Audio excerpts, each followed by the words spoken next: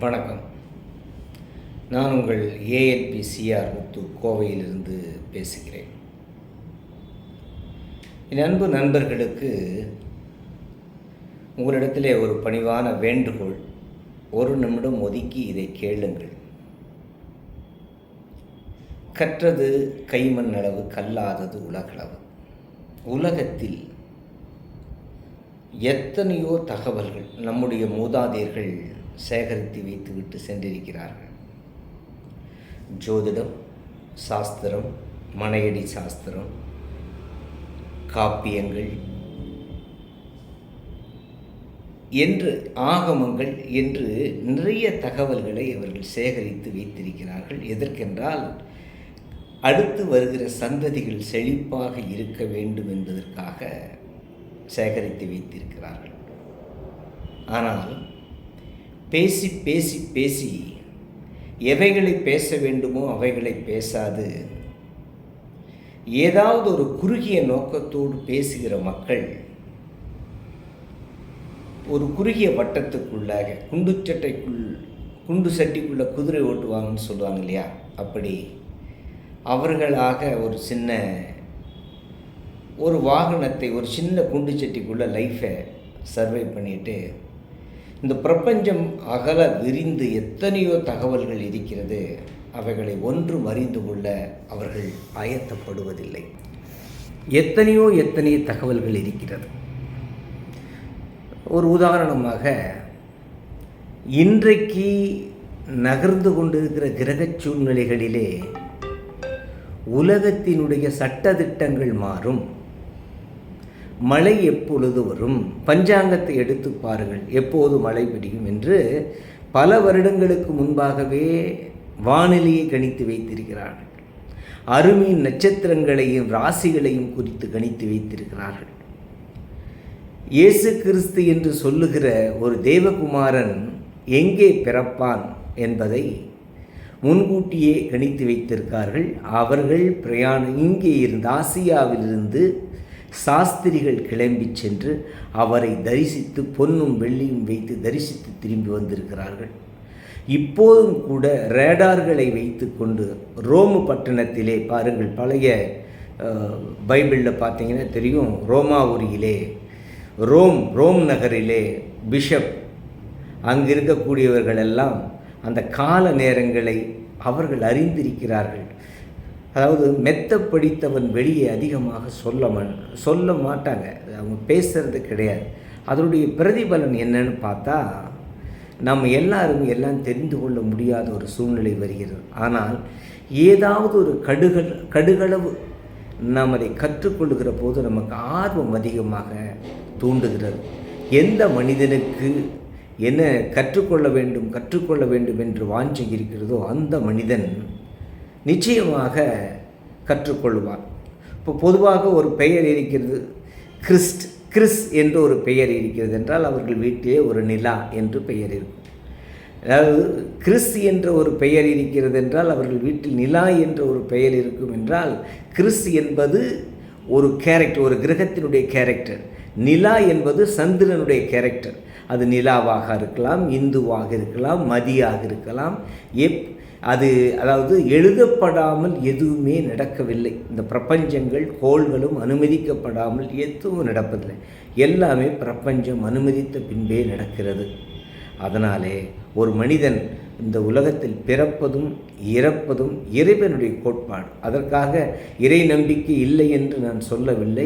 இறை நம்பிக்கை இருக்கிறது, உலகத்தை சிருஷ்டித்தவனுடைய நம்பிக்கை இருக்கிறது, அவர் நம்மை ரட்சித்திருக்கிறார் என்ற நம்பிக்கை இருக்கிறது. கேட்குறாங்க, என்ன நீங்கள் இப்படி ஒரு பேரை வச்சுட்டு இப்படி ஜோதிடம் பார்த்து கொண்டீர்கள்? ஏன் பார்க்கக்கூடாது? அறிந்து கொள்ளுங்கள், நீங்களும் அறிந்து கொள்ளுங்கள். எங்களுடைய குருநாதர் ஒவ்வொரு முறையும் பேசிக் கிளாஸ், அட்வான்ஸ் கிளாஸ் என்று பல வகுப்புகளை போடுகிறார். அவருக்கு தெரிந்த சூட்சுமங்களில் ஒரு சிலரை மட்டுமே சொல்லிக் கொடுக்கிறார். அதுவே இவ்வளவு பெரிய பிரம்மாண்டமாக இருக்குமானால் அவர் கற்றுக் கொடுத்த குருமார்களுக்கு எவ்வளவு தெரியும்? எத்தனையோ வல்லுநர்கள் இருக்கிறார்கள். அவர்களெல்லாம் உதாசீனப்படுத்தாது இந்த உலகம் நமக்கு என்ன கொடுத்திருக்கிறதோ அதை நாம் கற்றுக்கொள்ள வாஞ்சியுங்கள், கற்றுக்கொள்ளுங்கள், பிரியப்படுங்கள், ஆர்வத்தை எடுத்துக்கொண்டு. அதாவது ஒரு புதன் என்ற கிரகம் சந்திரன் என்ற கிரகம் சேர்ந்து அவருடைய ஜாதகத்திலே ஒரு இடத்துல ஒரு கட்டத்தில் இருக்குமென்றால் அவருக்கு ஒரு வினோதமான வியாதியும் வரும், வினோத் என்று பெயரும் வரும். இப்படி பெயர் சொல்லுகிற அளவுக்கு ஒவ்வொரு கிரகம்தான் பெயர் வைக்கிறது, ஒவ்வொரு நகர்வுகள் தான் செயல்களை கொடுக்கிறது. இந்த வருடம் பாருங்கள், புதன் என்ற அதாவது கேது என்ற கிரகம் 6ஆம் இடமாகிய காலபுருஷனுக்கு 6ஆம் இடமாகிய கன்னியிலே கேது நிற்கிறார். சட்ட ஒழுங்குகள், சட்ட பிரச்சனைகள், புதிய சட்டங்கள் இதெல்லாம் வரும். எப்படி எடுத்து சொன்னால் எத்தனையோ தகவல்களை எடுத்து சொல்லலாம். என் அன்பு நண்பர்களே, நீங்கள் அறிந்து கொள்ள வேண்டிய தகவல் எதுவென்றால், இந்த பிரபஞ்சத்திலே அநேக தகவல், என்ன படிக்கலாம் என்ற ஒரு தகவல் இருக்கிறது. அதை நீங்கள் தேர்வு செய்யலாம். எப்படி இவருடைய எதிர்காலம் இருக்கும், எப்போது குழந்தை பிறக்கும், எப்போது வேலை கிடைக்கும் என்று எல்லா தகவலையும் உத்தரவாதத்தோடு கூட நம்ம அறிந்து கொள்ளலாம். அதாவது நமக்கு வெளிப்படுத்துகிறவர் வெளிப்படுத்தி விடுவார். அதை அறிந்து கொள்ள வேண்டியது வெளிப்பட்டதை நம் தண்டூர் அடிக்கக்கூடாது. அவ்வளோதான், அடக்கி வாசிக்கணும். நான் தான் செய்தேன் என்று சொல்லக்கூடாது. ஆனால் இறைவன் நமக்கு வெளிப்படுத்தாமல் ஒன்றையும் விடுவதில்லை. எல்லாம் ரிவைவ் பண்ணுறதுக்கு அவர் வச்சுருக்கார். எல்லாத்தையும் சொல்லி கொடுத்துருக்கார். அடக்கமாக, ஞானமாக, அறிவாக நீங்கள் எல்லாவற்றையும் கற்றுக்கொண்டு அடக்கமாக இருக்கணுங்கிறத முக்கியம். எனக்கு பெருமை பாராட்டுவதற்கல்ல, அடக்கமாக எல்லாவற்றையும் அறிந்து கொள்ளுங்கள். உங்களுக்கு என்ன, உங்களுக்கு கொடுக்கப்பட்டிருக்கிற அந்த 6ஆம் அறிவு, உங்களுக்கு கொடுக்கப்பட்டுள்ள ஞானம், உங்களுக்கு கொடுக்கப்பட்டுள்ள புத்தி யோசனையை நீங்கள் பயன்படுத்தணும். அதை பயன்படுத்தினால் உங்கள் வாழ்க்கை நன்றாக இருக்கும்.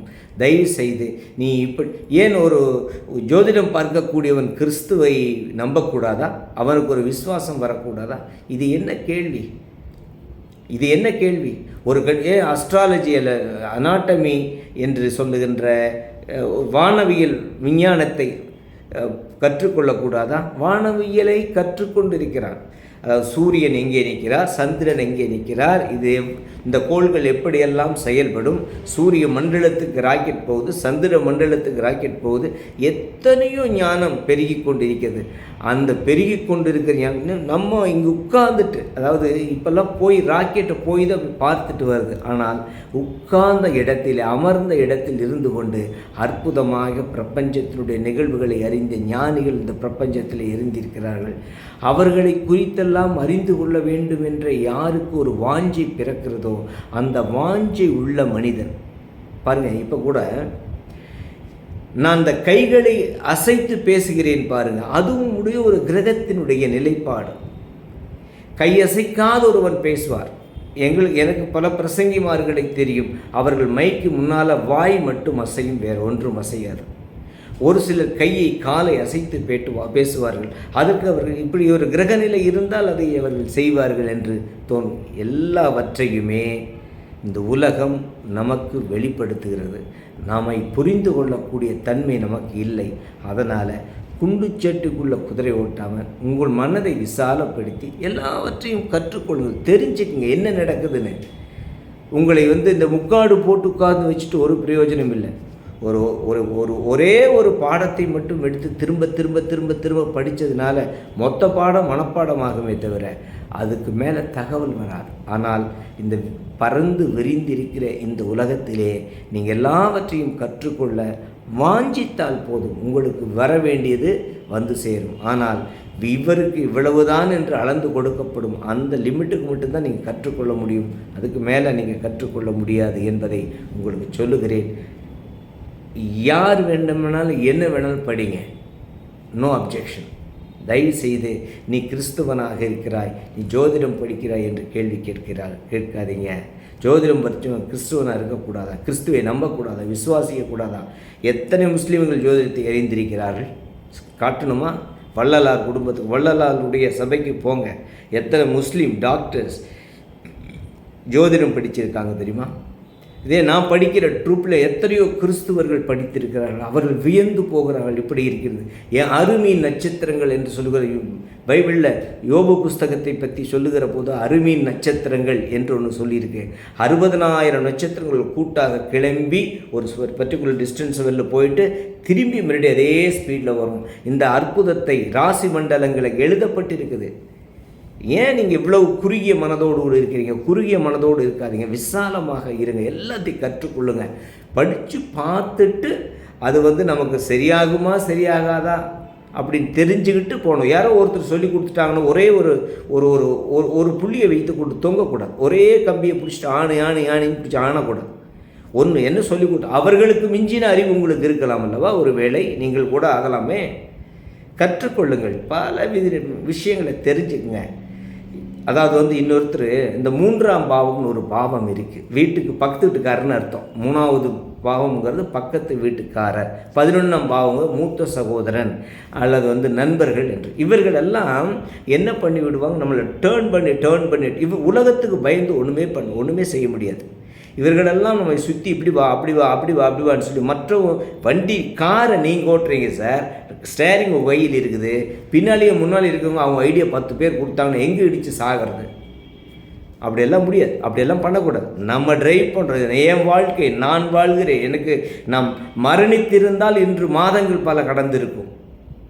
இறைவன் ஒரு விஷயம் கூட நமக்கு ஒரு ஜீவனை கொடுத்து கற்றுக்கொள், படித்து பல பேருக்கு பிரயோஜனமாக வாடு என்று ஒரு கட்டளையை கொடுத்தாருன்னு தெரியல. நான் படிச்சுக்கிட்டு இருக்கேன், மற்றவங்களுக்கு சொல்லிகிட்டு இருக்கேன், நடந்துக்கிட்டு இருக்கு. அற்புதமான இது ஒரு காலம்.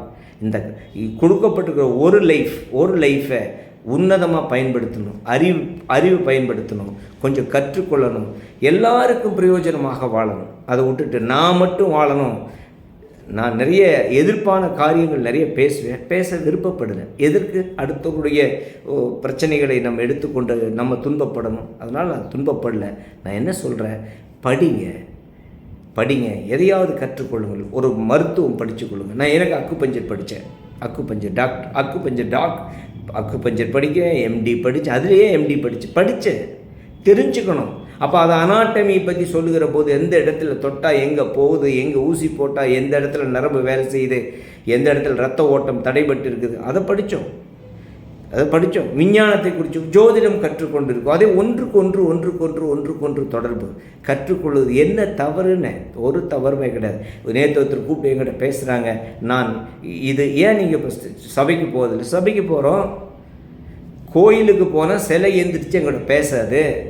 அந்த சபைக்கு போனால் அந்த சபையினுடைய போதகர் எந்திரிச்சு வேத புஸ்தகத்தில் இருக்கிறது எங்கே அவர் பேசுவார், அதை நான் கேட்பேன். எனக்கு மேற்கொண்டு சில அறிவுகளை நான் என்னை உற்சாகப்படுத்தி கொள்ளலாம், என் அறிவை வளர்த்தி கொள்ளலாம். என்னை விட அதிகமாக அவருக்கு ஒரு விஷயம் தெரியலாம், அதை கற்றுக்கொள்ளலாம். அதற்காக அவர்கள் சொல்லுவதை மட்டுமே நான் பின்பற்ற வேண்டும் என்று இல்லை. ஆட்டு மந்தை அல்ல, அறிவுள்ள மனிதனாக வாழ்ந்து கொண்டிருக்கிறேன். தயவு செய்து நான் சாஸ்திரம் படித்திருக்கிறேன். அது பூஜை புனஸ்காரங்கள் செய்கிறது, பரிகாரங்கள் செய்கிறது எனக்கு விருப்பப்படாத ஒரு காரியம். ஆனால் இதுதான் வரும். அது வருவதற்கு அனுசரித்து நம்ம பழகி நேர்ந்து கலந்து முன்னோக்கி செல்லணுங்கிறது நம்முடைய நோக்கமாக இருக்கணும். அவ்வளோதான். பரிகாரம் சொல்லி மந்திர மாயங்கள் சொல்லி எல்லாம் இல்லை, குறி சொல்லுவதல்ல, ஒரு கணக்குங்க. இங்கிருந்து செவ்வாய் கிரகம் எவ்வளவு தூரத்தில் இருக்குது யாருக்கு தெரியும் சொல்லுங்கள்? புதன் எங்கே இருக்குது, வியாழன் எங்கே இருக்குது, சனி எங்கே இருக்குது, ராகு எங்கே இருக்குது, கேது எங்கே இருக்குது, சூரியன் எங்கே இருக்குது, எவ்வளோ தூரம் நகர்ந்துட்டுருக்கு, எத்தனை மணிக்கு மழை வரும், வானிலை அறிக்கை சொன்னால் மட்டும் கேட்குறீங்க? பஞ்சாங்கத்தில் போட்டுலையே 4 வருஷத்துக்கு முன்னால் 5 வருஷத்துக்கு முன்னால் இப்போ மழை வரும்னா வரும். நான் சொல்கிறேன், ஒரு ஜாதகத்தை பார்த்துக்கிட்டு சொல்கிறேன், உன்னுடைய திருமண நாள் அன்று மழை கண்டிப்பாக வரும். எனக்கு எத்தனையோ அத்தாட்சிகள் சாட்சிகள் உண்டு. ஒரு சனியும் சந்திரனும் சேர்க்கை இருந்தால் அவர்கள் நிச்சயமாக திருமண காலத்திலே மழை வரும். அது மட்டுமல்ல, அவர்கள் வெளிநாடு போவார்கள். என்னிடத்தில் அடையாளம் இருக்க, என்னிடத்தில் சாட்சிகள் அதற்கு இருக்கிறது. அனுபவிச்சு, அதாவது பெருமை பாராட்டக்கூடாது என்பதற்காக பெருமை பாராட்டுகிறோம் என்கிற வெளியில் சொல்லாமட்டு என்ன போச்சு, எல்லாம் மூடி மறைக்கப்பட்டு, அதாவது ஒரு சிலர்களுக்கு மட்டுமே தெரிந்திருக்கிற இந்த கலை உலக அறிந்து கொள்ளக்கூடிய ஒவ்வொருவரும் கற்றுக்கொண்டிருக்கிறான். அதை கற்றுக்கொள்ள நீங்கள் பர்மிட் பண்ணுங்கள். யார் வேணாலும் படிக்கட்டுங்க. என்ன குலம் கோத்திரம் அதுக்கெல்லாம் நோ லிமிட். படிப்பு அறிவுக்கு என்ன லிமிட்டு? யார் வேணாலும் கற்றுக்கொள்ளலாம். தயவு கூர்ந்து இன்னொரு முறை கேட்காதீர்கள். நீ கிறிஸ்துவன் எப்படி ஜோதிடம் பார்க்கலாம்? தவறு. நான் விஞ்ஞானத்தை கிறிஸ்தவன் ஒரு முஸ்லீம் தான் நமக்கு ஜனாதிபதியானார். ஒரு முஸ்லீம் தான் ராக்கெட் ஏவுகணையை கண்டுபிடிச்சார். ஒரு முஸ்லீம் தான். பல கிறிஸ்தவர்கள் எத்தனையோ கிறிஸ்தவர்கள் ஜட்ஜுக்கு ஜட்ஜ்மெண்ட் பண்ணக்கூடிய நீதிபதிகளாக இருக்காங்க. எத்தனையோ கிறிஸ்தவர்கள் விஞ்ஞானியாக இருக்காங்க. எத்தனையோ பேருங்க. நான் லிமிட். அது அறிவு வளர்த்துவதற்கு இவ்வளவுதான் என்று ஒரு லிமிட் இல்லை. எவ்வளவு வேணாலும் அதை வளர்த்தி கொள்ளலாம். உலகம் உங்களுக்கு ஆயிரம் தகவல்களையும் வச்சிருக்கு. தயவு செய்து அந்த தகவல்களை நீங்கள் அறிந்து கொள்ளுங்கள். நீங்களும் தெரிஞ்சுக்குங்க. உங்களுக்கு வேணுமா? உங்களுடைய நிகழ்வுகளை நான் ப்ரிடிக்ஷன் பண்ணி சொல்கிறேன். ப்ரிடிக்ஷன் பண்ணி சொல்கிறேன்னா உடனே நான் கடவுளில் ஒன்றும் கிடையாது. அதாவது நான் இப்படி இருந்தால் இப்படி இருக்கும். அதற்கு தகுந்த போல் நடந்து கொள்ளும். உனக்கும் மனைவிக்கும் இடையிலே சண்டை வரும். அதை அறிந்து எனக்கு வரும்னு தெரிஞ்சதுன்னா அனுசரித்து போயிடணும். உறவு அவள் உன் மனைவியாக இருக்கும் வரைதான் சண்டையோ சச்சரவோ நல்லதோ கெட்டதோ அது நடக்கும். அவள் பிரிஞ்சு போயிட்டு என்ன நடக்கும்? ஒன்றும் நடக்காது. அப்போ பிரிவினை வரக்கூடாது. அவள் மனைவியாக இருக்கணும். ஒரு 10 நாள் 15 நாள் 1 வருஷம் 2 வருஷம் 3 வருஷம் பிரிஞ்சு இருக்கலாம். அப்புறம் ஒன்றும் சேரக்கு வாய்ப்பு இருக்கும். ஆனால் பிரிஞ்சு டைவர்ஸ் வாங்கிட்டீங்க அப்புறம் ஒன்றும் சேர முடியாதுல்ல. அதனால் பிரிவினை உருவாக்கக்கூடாது. இதெல்லாம் நீங்கள் உணர வேண்டும். அதை உணர்வதும் உணர்த்துவதும் தான் வாழ்க்கை என்று எங்களுடைய சொல்லிக் கொடுத்து குருநாதர்கள் சொல்லியிருக்கிறார்கள். உணருங்க. Please understand position. நம்முடைய நிலைப்பாடு என்ன எனக்கு இவ்வளோ அளவு சட்டை இருக்குன்னா அந்த சட்டை 34 சென்டி 38னா 38 தான். அவ்வளோதான் போட முடியும். நான் அதுக்கு மேலே போட்டால் அசிங்கமாக இருக்கும், அது கீழே போட்டால் டைட்டாக இருக்கும். யாருக்கு எவ்வளோ வளர்ந்து கொடுக்கப்பட்டுள்ளதோ அதை அவர்கள் செய்யலாம். தயவு செய்து நீ கிறிஸ்துவன் ஏன் ஜாதகம் பார்க்குறான்னு கேட்கக்கூடாது. நீ ஜாதகம் பார்த்தா கிறிஸ்து மேல் நம்பிக்கை வைக்கக்கூடாதுன்னு கேட்கக்கூடாது. என்னுடைய நம்பிக்கை தனிப்பட்ட நம்பிக்கை. எனக்கு இந்த உலகத்தில் நடக்க வேண்டிய சம்பவங்கள் நிகழ்வுகள் எனக்கு தெரியணும்னு நான் நினைக்கிறேன். இப்படி இருந்தால் இப்படி தான் இருக்கும். ஒரு கேரக்டர் அனலைஸ் பண்ணணும். நீ இப்படி இருந்தால் நீ இப்படி தான் இருப்பாய். உன்னுக்கு நான் எத்தனையோ பேருக்கு எவ்வளவோ விஷயங்கள் சொல்லியிருக்கேன். உனக்கு திருமணம் நடக்கும், பிரச்சனை வரும். ஆனால் பிரச்சனையே வரலைன்னா கல்யாணம் நடந்தால் தானே பிரச்சனை வரும். கல்யாணம் நடக்கும், பிஞ்சு லாஸ்ட் மூமெண்ட்டு நின்று போகும். சனி சந்திரனுடைய சேர்க்கையில் ஒரு சேர்க்கை இருந்துச்சுன்னா கடைசி நேரத்தில் திருமணம் நின்று போகும். நமக்கு தெரியும். ஆனால் நமக்கு துணிச்சல் இல்லை. எப்போ உனக்கு உன்னோட வாழ்க்கையில் இப்படி நடக்க போகுதுப்பா, நீ அதை பற்றி கவலைப்படாத அப்படின்னு சொல்கிறதுக்கு நமக்கு என்ன இல்லை, துணிச்சல். நடக்கும்னு 100% நமக்கு தெரியும். ஏன்?